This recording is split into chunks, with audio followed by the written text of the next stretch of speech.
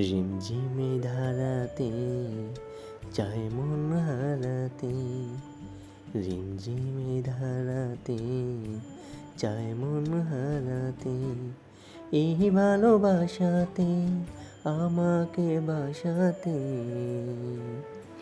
হে everyone, আসসালামু আলাইকুম। কী অবস্থা সবার? আশা করি সবাই ভালো আছেন।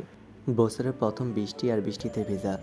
বৃষ্টিতে ভিজতে ভালোই লাগে, কিন্তু আমি বেশি একটা বৃষ্টিতে ভিজতে পারি না।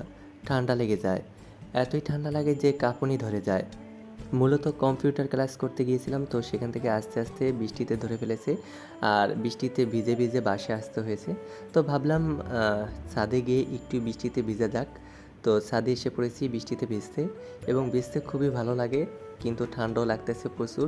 ছোটোবেলায় থেকে বৃষ্টিতে ভিজতে পারতাম না তেমন একটা, কারণ ওই যে বললাম না, প্রচুর ঠান্ডা লাগে, এবং এতই ঠান্ডা লাগে যে শরীরে কাঁপুনি ধরে যায়। আমার মতো কে কে বৃষ্টিতে ভিজতে ভালোবাসেন তারা অবশ্যই কমেন্ট করে জানাবেন, এবং আজকের বৃষ্টিতে কে কে ভিজেছেন সেটাও কমেন্ট করবেন।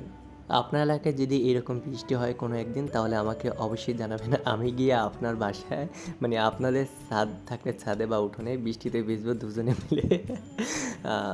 ফান করলাম।